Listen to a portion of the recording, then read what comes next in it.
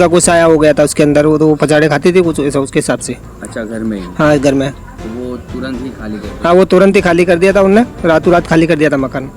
नहीं खोदा गया, जहाँ बॉडी थी जिसने उसको दफन करा था ना, वो पकड़ के लाया पुलिस वाले, उसको ने बता दिया था, सीधा आरोपी को पकड़ा। लड़की जो काली चौदस के दिन उसके अंग के अंदर आया और उसने ये बोला कि ये मकान खाली कर दो, मैं इस घर के अंदर रहता हूँ। बाकी का पता नहीं है, मकान मालिक को लेके आई जो भाड़वत थी वो, और उसने मकान खाली कर, उसमें रहता था पठान मजीद खान, उसने लेके आया और घर खाली करवाया।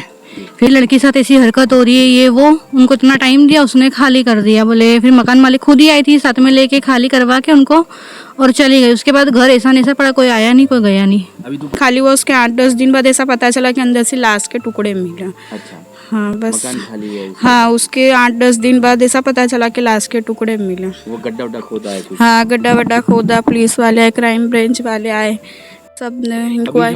वो खाली करके गई तो उसने बोला कोई भाड़वत अच्छा हो तो दे दे, तो भाड़वत यानी मिला तो दे दिया। भाड़वत भी रहा 7-8 महीने रहा। उसके बाद भाड़वत के साथ हरकत होने लगी, भाड़वत भी खाली करके चला गया।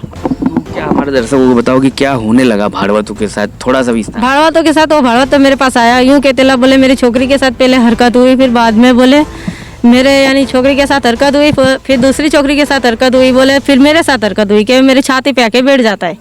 तो मेरे को डर लगती, चलना बोले बुरी, मेरे घर यानी मेरा सामान वो बिस्तरा लेना है तो ले ले। तो हम लोग आए, उसने बिस्तरा काढ़ा और निकल गया।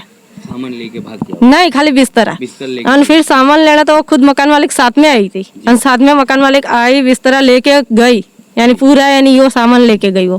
तो क्या? हाँ कंकाल मिला तो उसमें ऐसा कहते हैं कि 14 महीने हो गए। 14 महीने? हाँ घर के अंदर ही दफन? हाँ दफन हुआ था, पर कोई को कुछ खबर नहीं थी, ना गली वालों को कि ना यहाँ आखिर आरसीसी पे कोई को कुछ खबर नहीं थी। अब कैसे ये सब पता चला के नहीं चला, हमारे को कुछ खबर नहीं।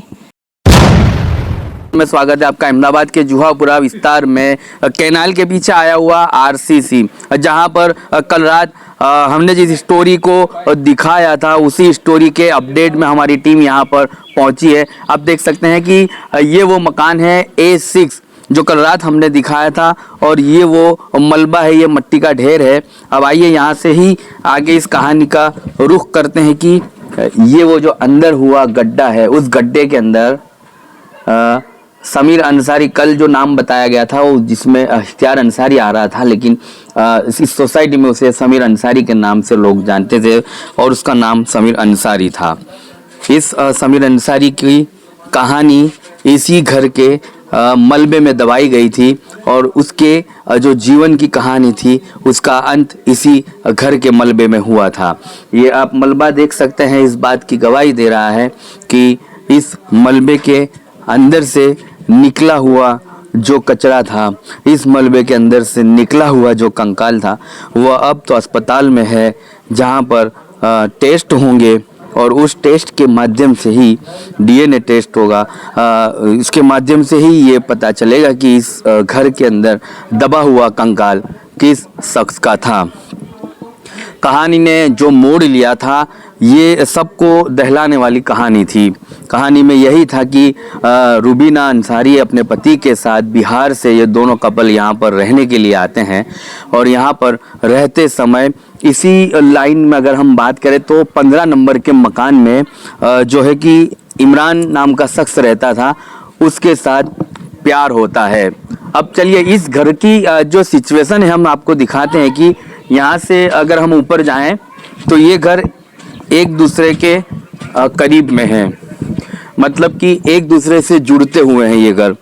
यहाँ से कोई अपने पास वाले मकान में जा सकता है और पास वाला जो है मकान मालिक इस घर में आ सकता है।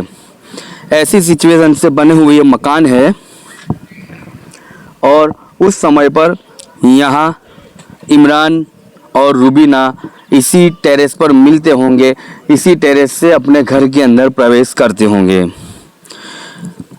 रुबीना का हस्बैंड समीर अंसारी था, वो जो है कड़िया काम करता था, मकान बनाने का काम था उसका, और सोसाइटी के कहने के मुताबिक ये माना है लोगों ने कि उसकी आमदनी, उसकी कमाई अच्छी थी, किसी भी प्रकार का जो है दुख नहीं था रुबीना को अपने जीवन में। लेकिन एक दुख ये था कि जो समीर अंसारी है वो शराब का आदी था और शराब के नशे में रहता था। शराब के नशे ने ही ये भी कह सकते हैं कि उसकी जान लेने में महत्वपूर्ण भूमिका ये भी होगी जब समीर अंसारी शराब के नशे में था और ऐसे समय पर उसकी मौत की कहानी को जो है रचा जाता है। ऐसे समय पर रूबीना जो समीर की पत्नी है वो अपने प्रेमिका से इमरान से मिलकर इस कहानी को जो है इस कहानी को लिखती है और इस कहानी को क्रिएट वहीं से करते हैं ये लोग कि रूबीना और इमरान मिलकर अपने दो दोस्तों के साथ इमरान लेकर आता है और इस घर के अंदर और किचन में ही उसकी डेड बॉडी को दफना दिया जाता है और इसी घर में इसकी जो है डेड बॉडी को भी दफन किया जाता है। होता यह है उसके बाद रूबीना चली जाती है इस घर को छोड़कर, इस सोसाइटी को छोड़कर, और सोसाइटी वालों से ये कहते हैं कि सोसाइटी वालों से ये कहा जाता है कि उसका हस्बैंड, मतलब कि मौत के बाद तो अब लोग पूछेंगे कि जो यहाँ पर रहता था समीर अंसारी वो कहाँ है। तो जब रूबीना ये बताती है कि उसका हस्बैंड दुबई के लिए गया है, रवाना हुआ है और वो भी अब इस मकान को किराए पर दे कर की वहाँ अपने गांव जा रही है। ऐसे समय पर रूबीना इस मकान को बंद करके किराएदार को दे करके मकान वो भी इमीडिएटली, मतलब कि सोसाइटी के लोग कह रहे हैं कि अर्जेंट में मकान किसी किराएदार को देकर रूबीना निकल जाती है अपने गांव, ऐसा कहा जाता है। लेकिन वो अपने गांव नहीं, इमरान के साथ चली जाती है। इमरान की पहले से ही अपनी 2 पत्नियां थी, 4 बच्चे थे, उनके जीवन को बर्बाद करने के बाद उसने रूबीना के जीवन को बर्बाद किया और उसके पति को मौत के घाट उतारने की कहानी लिखी। और उस कहानी के अंत में ये हुआ कि रूबीना, इमरान अब सलाखों के पीछे हैं और मरने वाला समीर को कहीं ना कहीं 1 साल के बाद न्याय मिला हो ऐसा कहा जा सकता है। क्राइम ब्रांच की टीम ने दोनों आरोपियों को हिरासत में लिया है और पूरी जो कहानी फिल्मी स्टाइल से लिखी गई उसका जो वर्णन किया ये आप देखिएगा। आज सुबह से ही सारी नेशनल टीवी चैनलों की टीम यहाँ पर पहुँची, जो है सोसाइटी का, इस घर का कवरेज किया और अपने दर्शकों तक वो लोग भी यही बात पहुँचाने चाह रहे हैं कि ऐसी घटना को अहमदाबाद में अंजाम दिया गया जो आप टीवी चैनल के माध्यम से, सोशल मीडिया के माध्यम से सुनते होंगे कि प्रेमी ने और प्रेमिका ने मिलकर अपने पति को ब्लू ड्रम में जो है उसकी लाश के टुकड़े करके उसको ब्लू ड्रम में भर दिया। यहाँ पर भी मामला ये हुआ है, ब्लू ड्रम नहीं था लेकिन किचन की ही जो है किचन में ही उसको जो है खोद कर उसकी कब्रें बनाई गई और वहीं से उसका जो कंकाल निकाला और उसको डीएनए टेस्ट के लिए पहुँचाया गया। तो इस कहानी में ये सच्चाई जो सामने आई है और भी क्या कुछ हकीकत है और इसका क्या अपडेट है ये सामने आता रहेगा। जैसे जैसे वो अपडेट सामने आएंगे आप तक समाचार के माध्यम से दिखाया जाएगा।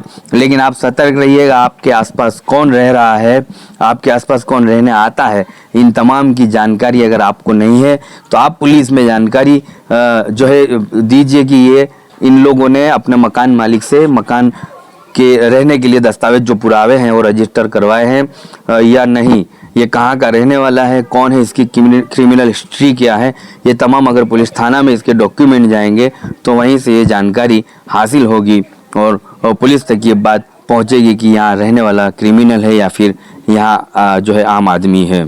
तो आप सतर्क रहिएगा। इसी के लिए यह कहानी स्टोरी आपको दिखानी पड़ रही है कि जैसे जैसे मामले आते हैं गुजरात के अंदर, अहमदाबाद में, बिहार में, यूपी में, दिल्ली में, अब जो है अहमदाबाद के जुहापुरा मतलब एक छोटा इलाका है जहां मुस्लिम बहुमूल्य आबादी है, वहां पर लोग रहते हैं और इस बस्ती में इस तरह के मामले सामने आ रहे हैं। बाहरी लोग थे, यहाँ ये गुजरात के रहवासी नहीं थे, बिहार के थे और यहाँ पर रहने आए थे और इस कहानी को यहाँ पर लिखा गया। इसके पीछे क्या और कुछ सामने आता है ये सब कुछ देखने को रहा, लेकिन आने वाला समय ये तय कर पाएगा कि इसके पीछे की कहानी के असली किरदार थे वो सब सामने आएंगे। आप तक समाचार हमेशा रखे आपको आगे।